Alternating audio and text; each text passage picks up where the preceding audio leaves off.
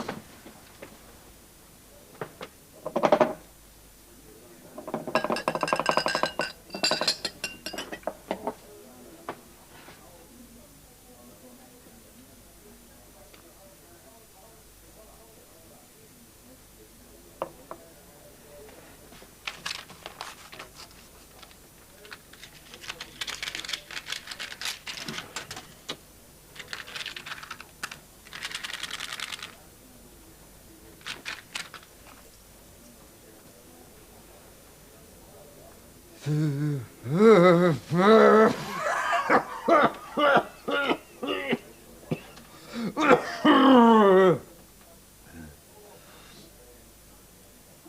you know what it is? Do you know what I'm going to tell you?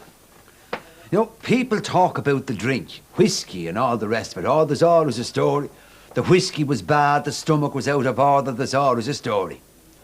But do you know what it is? Do you know what I'm going to tell you? Do you see them things? Them lads there in my hand, cigarettes. Sure, they have me distracted.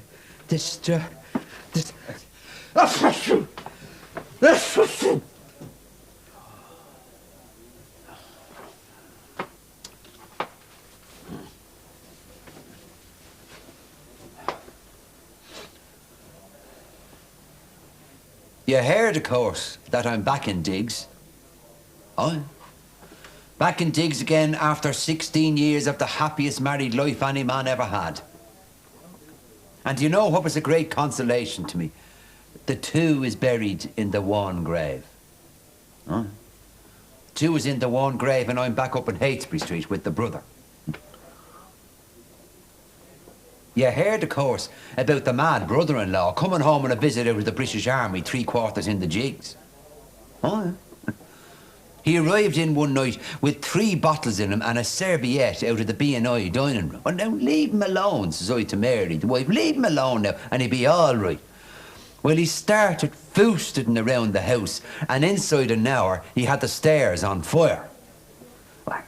I called all hands to the pump, so to speak, and inside an hour, we had the fire under control. In the meantime, your man has gone into the kitchen and he has all the taps on the gas cooker full on, full bore. Anyhow, Mary, the wife, she went in with a cigarette, like, you know, to get him out of the place. The next salute is the whole kitchen is blown up. The wife killed on the spot, not a scratch on your man.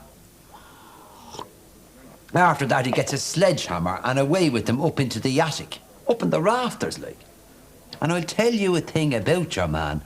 A decenter fella never wore a hat. Barely was jarred. Anyway, while I'm getting the wife's body covered over with sheets and things, doesn't your man start working away on the ceiling with the sledgehammer, working from above? And what does the poor unfortunate man do but knock a big lump of plaster down on top of Nicholas, the eldest lad, killing him outright? After that, your man passes off into some kind of a coma. Oh, a hard case now, if you like. A character. I suppose you could call him me best friend. But an awful divil when he has a few jars on him. Anyway, I send out word for the police and the doctor to come up, but the next thing is, at 8 o'clock in the morning, your man announces that he's off to Killarney for the day on the excursion train, I ask you. There was I, with the wife and the eldest dead, the half of the house in ruins, but I wouldn't have minded. I wouldn't have minded, only on the way out didn't he kick hell out of the milk bottles, leaving the rest of us with the tongue hanging out for the cup of tea.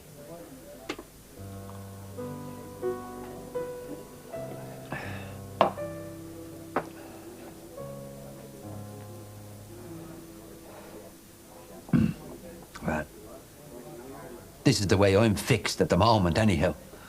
This is the way your man has me written, anyhow. Oh, it's no joke, I tell you, when your man does be writing me and the brother. Oh, not now that I mind being back in digs. I mean, the landlady is A-OK, and I have the brother for company. But when your man starts writing, he has no regard for his characters. The brother, of course, he's taken a very dim view of it and is thinking of taking it further. The law. Oh, not now that the brother would go near the solicitors. Oh, no. Foot, he says he would not put inside of one of them fellas' doors. Hooks, he says they are. Oh, be good now. Your man may start to look out if the brother gets the teeth into him over the law. Is it a bowl of more, please? You see, the brother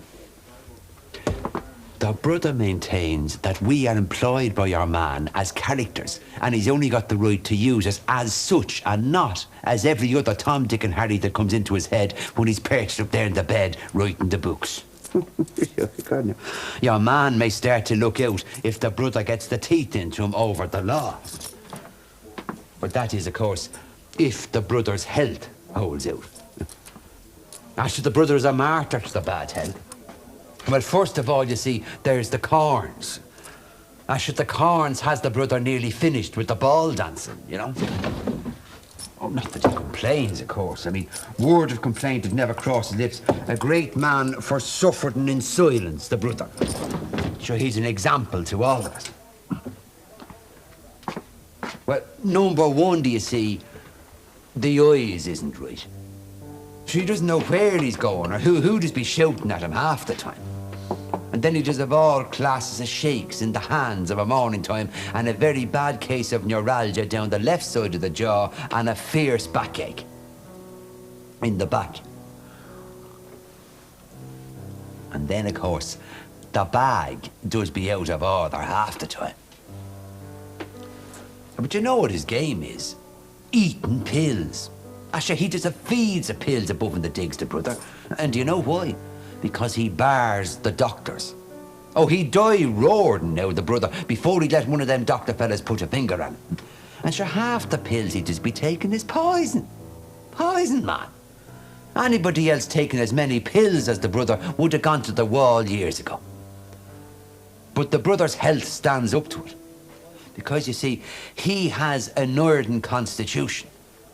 Sure, he's a man there, he could take pills all his life and not be killed by them. Of course. It's my view that it's that has the bag out of order. Oh, going around like a poisoned pup he is half the time. He gets the pain here, look. Eh?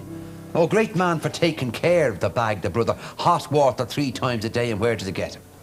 Nowhere. I mean to say now, I wouldn't mind a man who raised the little finger. Whiskey puts a lining like leather on the bag. So a man from Balbriggan was telling me. But be thankful now if the bag is all right, because there's nothing worse nor a bad bag.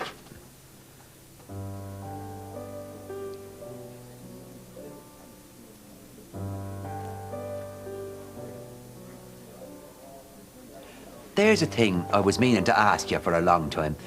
Is there any known cure for blackheads? Or sulphur now is a good man for pimples. Oh, but they take time. You won't get rid of the pimples overnight. They say the man for blackheads is steam. Plenty of steam, you know. If you steam the face, the pores will, you know, open. Plenty of steam. That's your man for blackheads.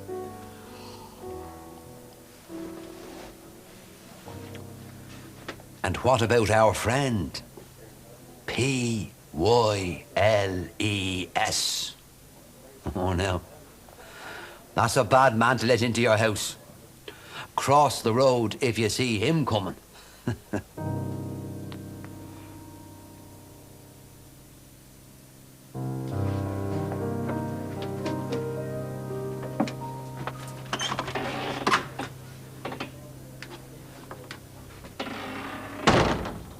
I'd be afraid your man would be after waking up. You see, the only bit of peace me and the brother get is when your man is in bed asleep, which happily is most of the time. As soon as he wakes up and starts writing the books, he has the pair of us pestered. It seems he can do what he likes with us. You see, when we went for interview with your man, he said he was looking for 2 characters for a solitary book he was writing on the evils of wrongdoing. Well, that was game ball. The next thing is, your man starts going a bit strange, and doesn't he have the pair of us in a cowboy book he wrote be the name of the Prairie Rose? Now I ask you, me and the brother in a cowboy book, and us that never seen a cow in our lives. Still, they were stirring times.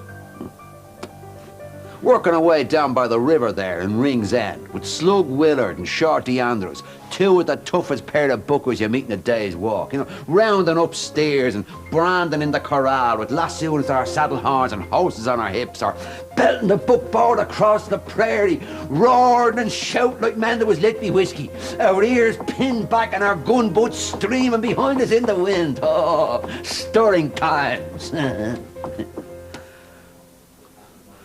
Dangerous times. I can tell you, I was glad when your man got bored with us in the book and wrote us out of it. A pint, please, and a bowl of malt. Well, after that, the brother said he'd fix your man and he got out the law books, only then to discover that your man somehow has taken our names off us and he wouldn't give them back to us. And we've no idea what there was. And as the brother says, you'd be wasting your time going into a court if you didn't have your name with you. The law, do you see, the brother says, is a very intricate phenomenon. If you have no name, legally speaking, you don't exist and you possess nothing. And even, says he to me, technically speaking, in a legal sense, the trousers you're wearing are not actually on you. Well, it seems as if they are from where I'm standing.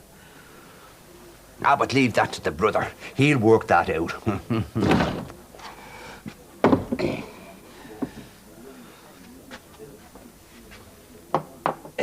Oh, by the way, if you're stuck, this is a very good place to get a sandwich. They have a good, clean, respectable woman to cut the bread and make the sandwiches. And cleanliness is all important. Oh, Lord save us, there's nothing so disgusting as thumb marks on bread.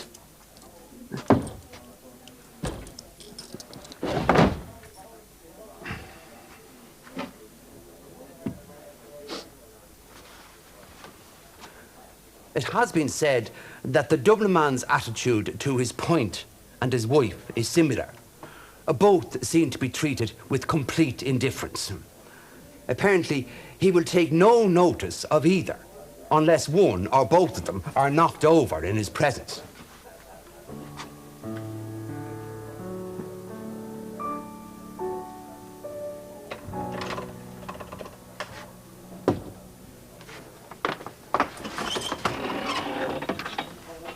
If only we had the names, do you see? We could get your man into court on a charge of deformation of his characters. Of course, it wouldn't be the first time I was in court with your man. Another time, I was a policeman giving evidence against him. He was in trouble with the police, wrote the whole thing down, and there I was as a policeman. Of course, that was all in the past. Your Honour, the defendant, Myles na Gopaleen, is charged with begging, disorderly conduct, using abusive language and being in illegal possession of an armchair. I found the defendant in the middle of a crowd in Capel Street last Thursday, Honour, seated in an armchair and using bad language. When I asked him how he came to be in possession of the armchair, he said a man he didn't know in a public house gave it to him to mind. Because of the unsanitary condition of the accused after his arrest, Your Honour, it was decided to remove him to Mountjoy Jail, where he refused to take a bath, set fire to his bedding and attacked 2 warders, though not physically. Well, no, Your Honour, he incited certain animals to attack the warders. Fleas, Your Worship. But you see, when ordered to take a bath, he became violent. He threw his bedding on the floor and set fire to it. He then took off his old coat there, Your Honour, and threw it on the warder's side of the blaze. Immediately his court was subject to large-scale evacuations. Some of these animals transported themselves with considerable agility, Your Honour. 2 of the warders were attacked and badly bitten. 1 man is still in hospital. I myself, Your Honour, seen jack fleas as big as mice barking at me.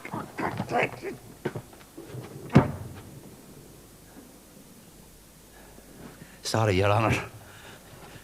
Because of the danger to prisoners and staff alike, it was decided to release the prisoner from Mountjoy. However, he was found back in his cell the following morning. He had broken into the jail sometime during the night, cutting through bars which would cost the Office of Public Works £8.19 and 5p to repair. When found in his cell, he was in an intoxicated condition, using bad language and demanding cocoa. It'll be necessary to contact the Attorney General with regard to further charges, Your Honour. But in the meantime, I would make a strong appeal for bail. The Prison Wardens Association have informed me that if the defendant has no money, they're willing to throw in a few pounds themselves. As the head warder up there said to me this morning, Your Honour, that man is infested by hoppers.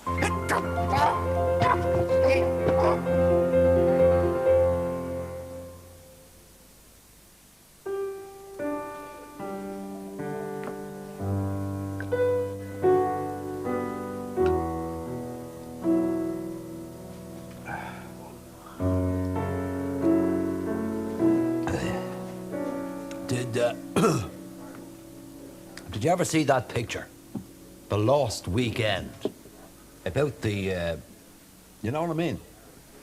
That was a terrible load of rubbish, that picture. A pint, please, and a bowl of malt. Bits of it were good. Now, there were bits of it I did like. The bit with your man in the bed and the rats and the bats coming in the window to eat the dog. Oh, my God, I liked that. Another thing I liked was hiding the bottles in the jacks, you know, up in the cistern, like.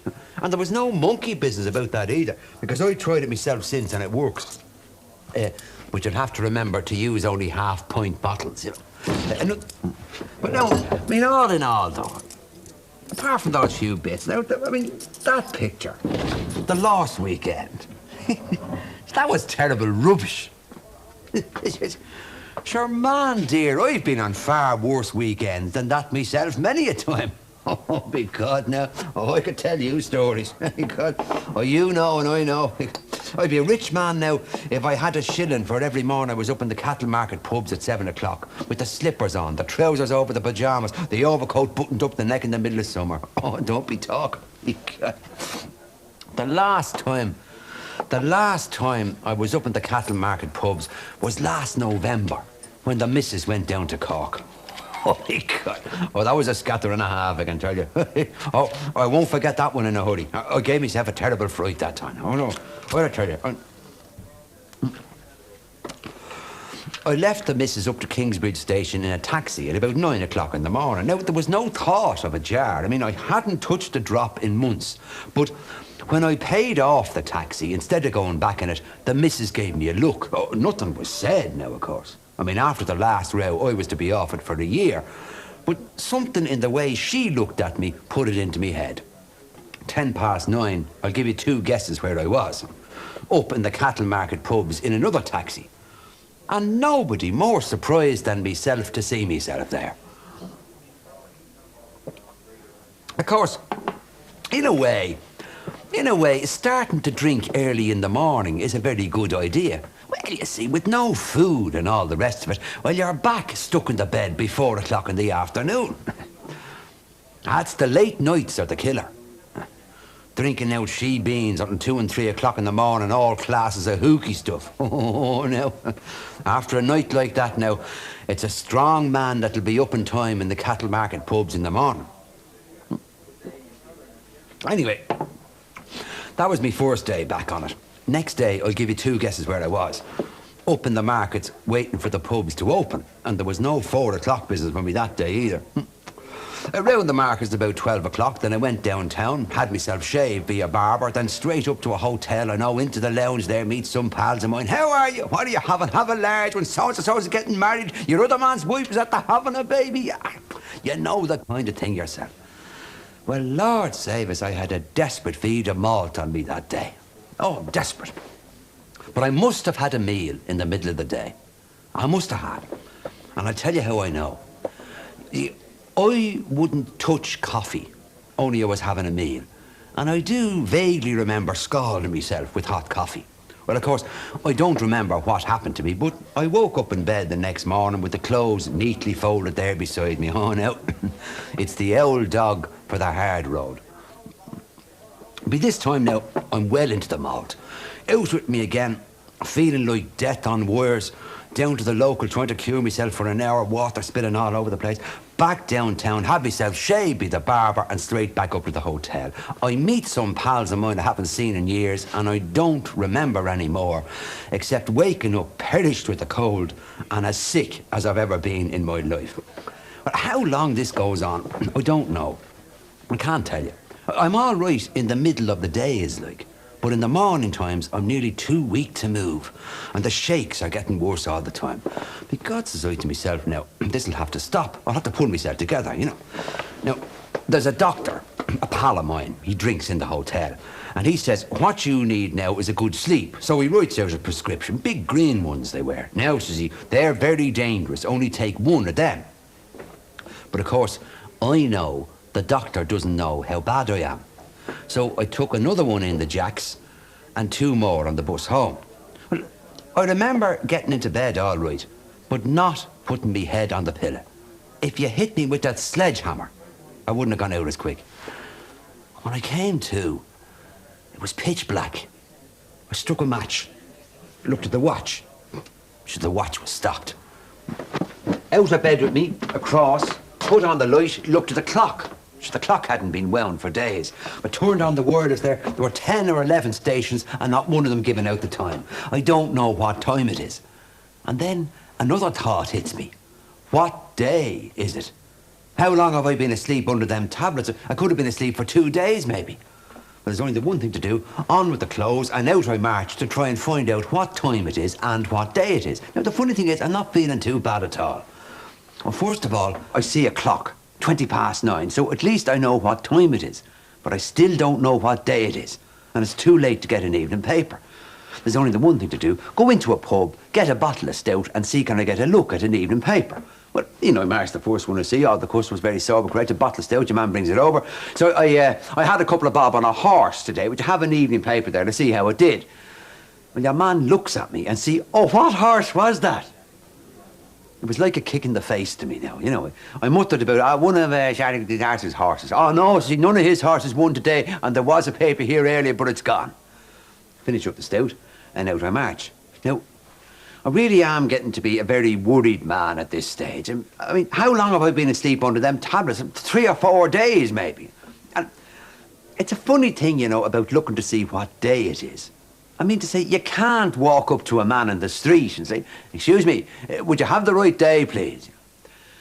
Into 2 or 3 more pubs, no evening paper. Now, I really am getting to be a desperate man at this stage. I mean, how long have I been asleep? 4 days, 5 days. And then I think, I'll go into the telephone box and dial the operator and ask the girl what day it is. But maybe she'd say, hold on there a minute till I find out. And the next thing I know, the telephone box would be surrounded by fellas with white coats and ropes and things. Oh, that's into another pub, get a bottle of stout, and down at the end of the bar, I see a sight to gladden me heart. There's an old fella reading an evening paper with a magnifying glass. So I take a mouthful of stout and I march down to him.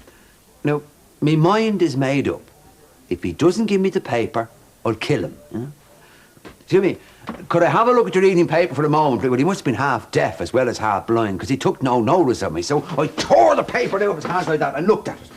Thursday, the 22nd of November. Well, Lord save us, I was never so glad to see Anton. Thank you very much for the evening paper there. Sorry for disturbing you. Back I went to my seat, sat down, took a mouthful of stout, and then it hit me. Fair enough. I knew what day it was, but what day had I gone asleep on? How long had I been asleep? 5 days, 6, maybe a week. And look at, I'm like a broken man. I put me head down into me hands like that. And I have it. Sure, I know I've only been asleep since the morning time. And do you know how I knew? There was no whisker, no beard, man. I must have had myself shaved by a barber that morning. You see, it pays to keep yourself neat.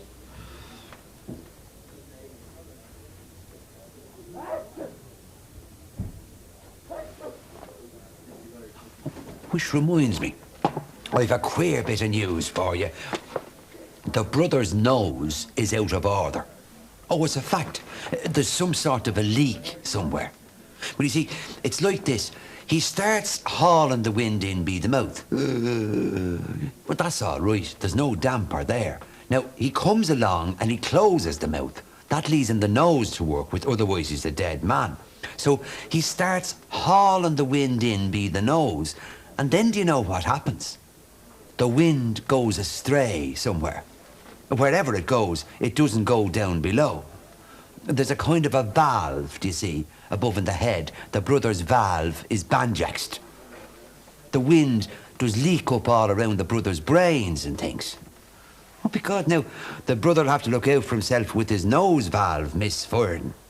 And of course, since he bars the doctors in the heel of the hunt, he'll have to do a job on himself. So there's nobody else. Oh, the landlady was saying he's thinking of opening himself some night. Oh, by God, now, he'll take the razor to the nose before you're much older. There'll be blood above in the bathroom any night now. But you needn't worry about the brother, yeah? He'll look after number one, sure he knows what he's at. Sure, he opened poor Charlie in 1934. Oh, he gave Charlie's kidneys a thorough overhaul. And that's the thing now, none of your doctors had tried their hand at. He had Charlie stuck above in the bathroom for over 5.5 hours. Oh, nobody was let in, of course, but you could hear the water going all the time and all kinds of cutthroat razors being sharpened. Oh, it was a great night's work. Great. And Charlie looked the better of it. After a while.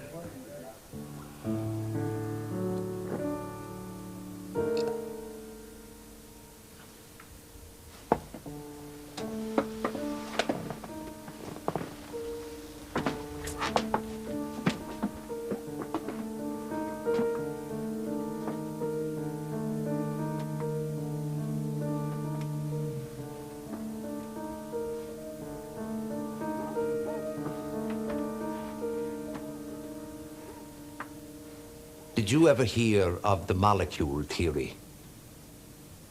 Everything, do you see, is composed of small particles of itself, all darting around in arcs, circles, figurines, far too numerous to mention, and these gentlemen are called atoms. Do you follow me? No, the atomic theory is a very involved formula, but it can be worked out with the help of a good school algebra and graph paper. But if you have a bar of iron, and you hit that bar of iron a number of smacks with a good coal hammer, some of the atoms from the bar of iron will go into the coal hammer and vice versa. Do you follow me? And that is the atomic theory. Now, would it surprise you to know that the atomic theory is at work in this parish? With the gross and net result that people who spend most of their natural lives riding on iron bicycles through the rocky roadsteads of this parish have already got their own personalities mixed up with the personalities of their bicycles. This being due, you see, to an interchange of atoms between themselves and their saddles. Some are even worse than 50% bicycle. The unfortunate postman, I would say, is already 71%, and I doubt if we'll ever get his figure below 50 again. Now, a man who is already halfway to being a bicycle need not look like a bicycle. He may not, for instance, have a back wheel on him, and you could hardly expect him to grow handlebars. But you will always recognise someone who has let things go too far, for he will spend an inordinate amount of his life leaning against walls on one elbow, right there.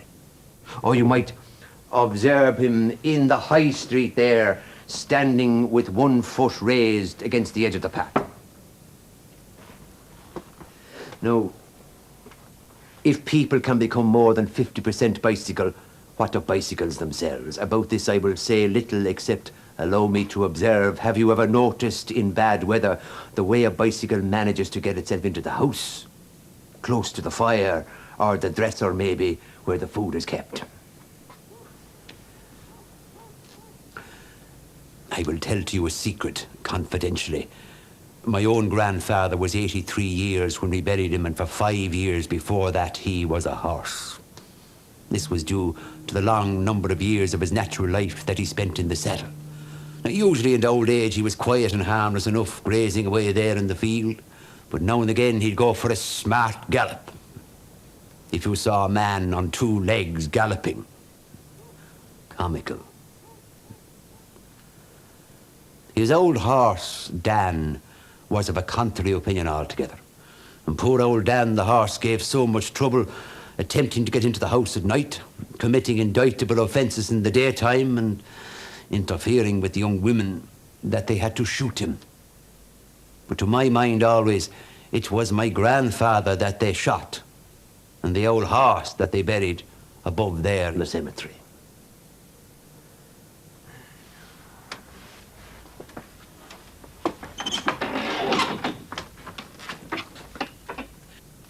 There are 5 rules to be followed in life.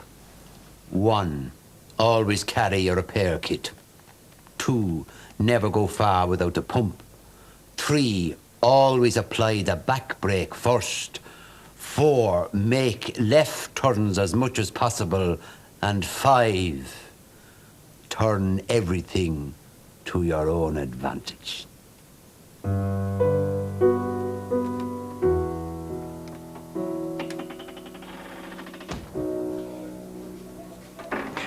Did you ever meet the poet, Casey? Jem Casey, a poet of the people.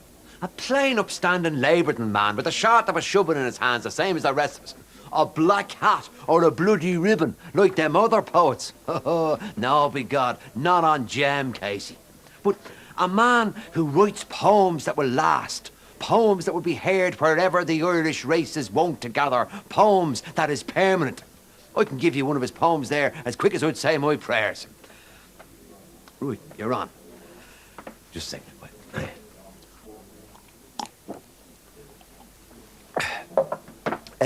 The name or title of the poem I'm about to recite is a poem with the name of The Workman's Friend. It's a poem about something that's known to you and to me. It's a poem about a pint of porter, a pint of plain porter. The Workman's Friend, by Jem Casey.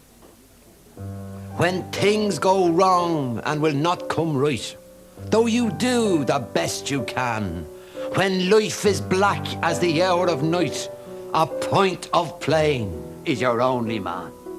What do you think of that now? When money is tight and hard to get, and your horse is also ran, when all you have is a heap of debt, a pint of plain is your only man. When health is poor and your heart feels strange and your face is pale and wan, when the doctor says you need a change, a pint of plain is your only man. There is one thing in this poem I think you'll have to agree. Permanence. When food is scarce and your larder bare, and no rashers grease your pan, when hunger grows as your meals get rare, a pint of plain is your only... Well, you hear the last verse, though, the final polish off. In times of trouble and lousy strife, you still have a darling plan. You still can turn to a brighter life. A pint of plain is your only man. Jem Casey. Oh, by God, the landlady will have the tea on the table. Oh, yeah. I'll see you after the tea.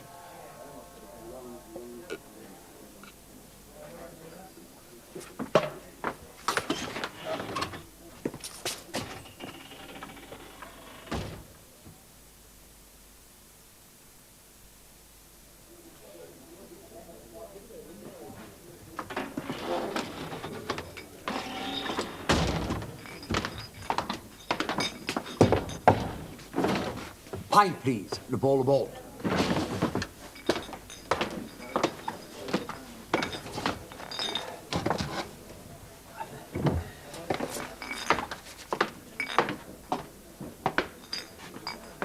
I see what you mean.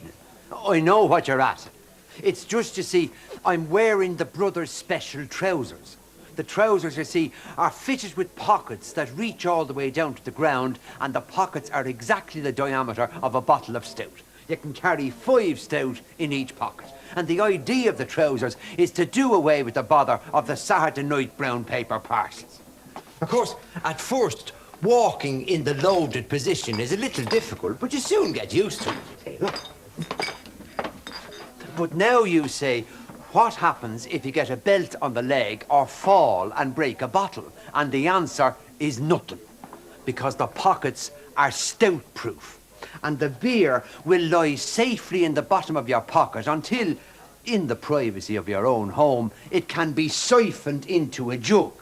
Or indeed, directly into a guest's mouth, if you prefer.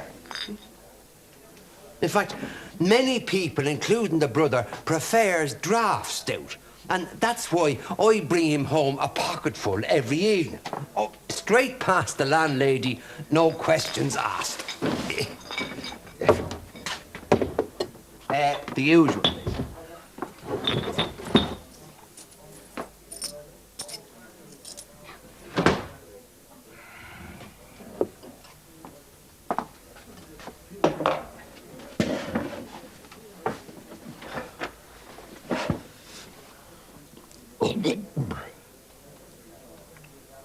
The brother can't look at an egg. Can't stand the sight of an egg at all, man. Thanks very much all the same, but no, the egg is barred. I do often hear the brother saying how dangerous eggs are and all the diseases you can get from them. You see, the trouble with an egg is it never dies. It's all full of microbes and so on, and once the egg gets down inside in the bag, the microbes start marching around the place delicious with themselves. Just imagine your men, the microbes, marching up and down your stomach, eating, drinking, and breeding families. Sure, it's a wonder the half of us aren't in our graves with all them hens in the country. I do chance the odd egg myself sometimes, but one of these days I'll be a sorry man. Sorry.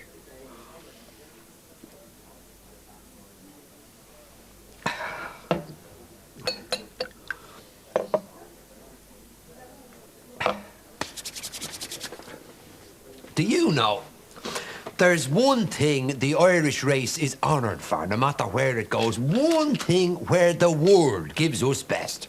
In spite of all his faults, and by God he has plenty of them, the Irishman can jump. Oh, by God he can jump. That's the one thing the name of Ireland is honoured for. Everywhere and all the time, it's hats off and Gra McCree to the jumping Irishman. That's the thing that'll always stand to us. The jumping.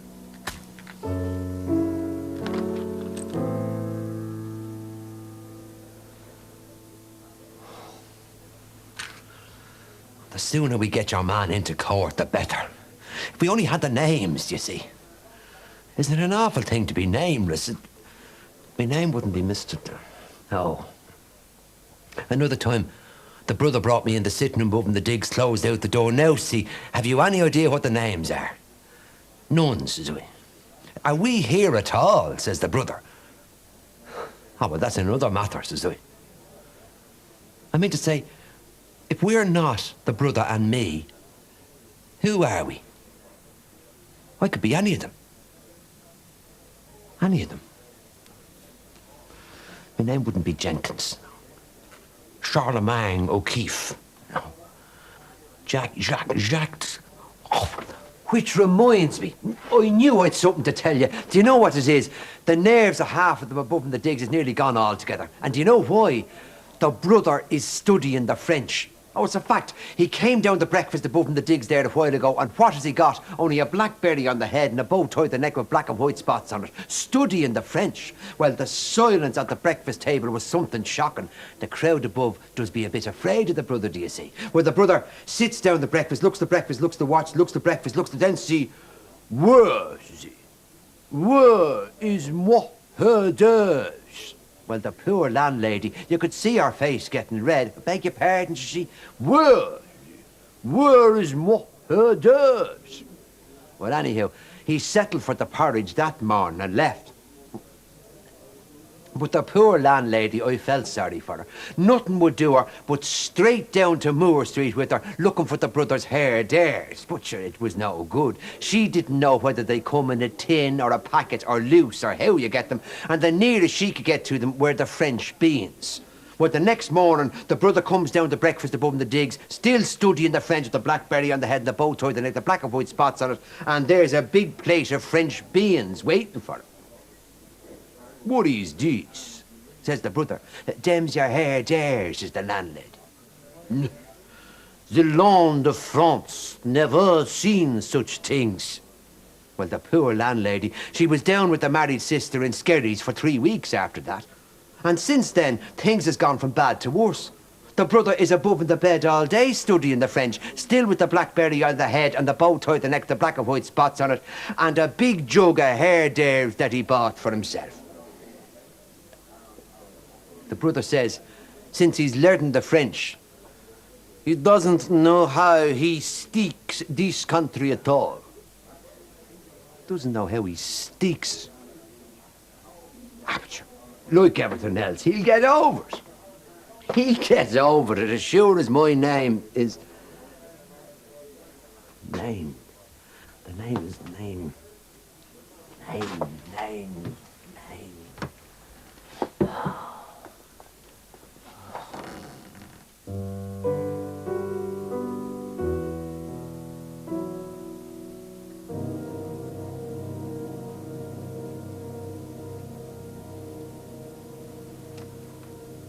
My name is Murphy. Yet I have been found guilty of the murder of Murphy, and they say my name is Kelly. Kelly was my boss. We were both taxidermists. Kelly ran the business. I was his assistant. He was a swinish, overbearing man, a brute, a bully. He hated me, yet he enjoyed his hatred far too much to sack me. He gave me all the commonplace jobs. If an old lady sent her favourite terrier in to be done, that was mine. Dogs, cats, Shetland ponies, they were all mine. I could do that kind of work in my sleep. But if a crocodile came in, or a great Borneo spider, or, as on one occasion, a giraffe, Kelly kept that for himself. Another thing was my smoking.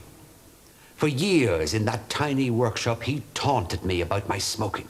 "This place smells like a sewer, Murphy. You've been smoking those damn cigarettes again." I impersonated Kelly well and enjoyed doing so behind his back. Matters, however, came to a head one day when Kelly was in an even filthier temper than usual. I had spent the morning finishing a cat and had placed it on the shelf with the completed orders. I could feel Kelly glaring at it. "Where is the tail?" I explained to him as best I could that it was a Manx cat and therefore had no tail. "How do you know it's a Manx cat? How do you know it's not an ordinary class of a cat that was involved in a motor accident or something? But you wouldn't know, would you, Murphy? Because you're a bit of a slob boy." This fool called me a slob. On that occasion, something snapped inside me. I could actually feel it snapping. This loathsome creature was bending down to put on his bicycle clips when I picked a piece of metal from a work table and I struck him across the head. He slumped over the cry. I hit him again. I rained blow after blow on him. Kelly lay quite still. There was no pulse. I had killed him. I was his murderer. For a long time I stood there trying to think of what to do next. And as I stood there thinking, shaking and smoking, a mad idea began to form in my head. Now, at first, this may seem incredible, unbelievable, even grotesque to you, but I decided I would treat Kelly as I would treat any other dead creature that came into the workshop. I made my preparations that evening, and the following morning I began work. I will not abhor you with the gruesome details, but suffice it to say, I used the same technique and flaying pattern applicable to apes. 5 days later, I had a perfect skin, face and all. I then committed the remains of, so to speak, the remains to the workshop furnace. You see, I knew Kelly had no relatives and very few friends, so my idea was to have him seated asleep in an armchair in the workshop should the occasion arise. I discarded this idea as too dangerous. And then another idea began to form. At first it was so macabre it shocked even me. But I decided that I would don Kelly's skin whenever the occasion arose. Become Kelly. His clothes fitted me, why not his skin? Another day was spent on alterations and adjustments, but that evening I could look in a mirror and see Kelly staring out at me, perfect in every detail. I put on Kelly's clothes and went for a walk, receiving salutations from newsboys and others who'd known him. Good evening, how do you do? That evening I was foolhardy enough to go to Kelly's lodgings. His half-witted landlady wanted to know where had I been. What? Did that fool Murphy not tell you I had to go down the country for a few days, and I left strict instructions for the slob to do so? He's useless, useless. It worked. I decided to spend the night in Kelly's lodgings. I lay in Kelly's bed, in Kelly's skin, smoking. And as I lay there, I decided Kelly would announce, I'm going to Canada. Yes, I've been offered a very good job over there. I've sold the business to the assistant Murphy. I would then burn his skin, own my own business, and have committed the perfect crime. Needless to say, I overlooked something. You see, the mummifying preparation which I used on the inside of Kelly's skin was quite adequate for normal purposes, but I had not allowed what a night in a warm bed would do to it. And the awful truth began to dawn on me the next day when I went to the workshop and tried to take off Kelly's skin. It would not come off. It had literally fused with my own. And during the days that followed, this disgusting process continued. Kelly's skin began to live again, to breathe, to perspire. There followed some days of terrible tension. My own landlady arrived wondering where I had gone. She said my behavior was so unlike me she should inform the police. I didn't dare dissuade her, and yet I knew from that moment on that my Kellyness was complete. It was that of the scaffold. Some days later, two casual gentlemen arrived into the workshop. Cigarettes were produced. Yes, they were plainclothes men making a few routine inquiries. My assistant Murphy had been reported missing. Any idea where he was? Not at all. No, he didn't seem upset, but he was an impetuous type, you see. I reprimanded him recently for bad work, and on previous occasions, he threatened to go to England and get work there. Yes, I have been away myself for a few days, down the country. Talk of opening a natural museum, technical matters, you see. They seemed satisfied and left. However, they returned some days later with a search warrant, searched the premises, questioned me again, and then charged me with the murder of Murphy, myself. In due course, they proved this charge with the help of painfully amassed evidence, including the remains of human bones found in the workshop furnace. I was found guilty and am sentenced to be hanged. Even if I could prove my innocence, that Murphy still lives by shedding this accursed skin, what help would that be? Where, they would ask, is Kelly?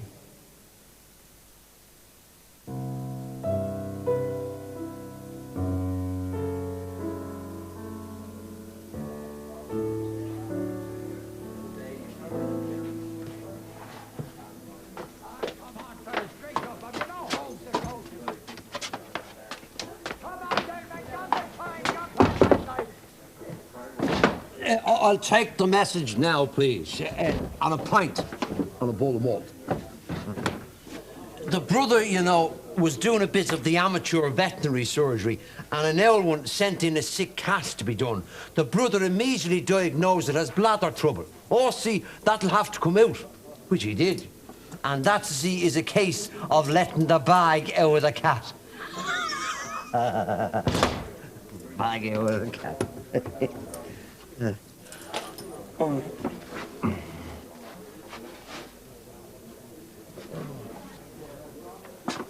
My name wouldn't be Conroy. Roger McHugh. It's not Roger. Sir Justin Spence, Citric Hogan, McAnispy, McAnelli, McAnelli, McAnally, names, numbers. What? No.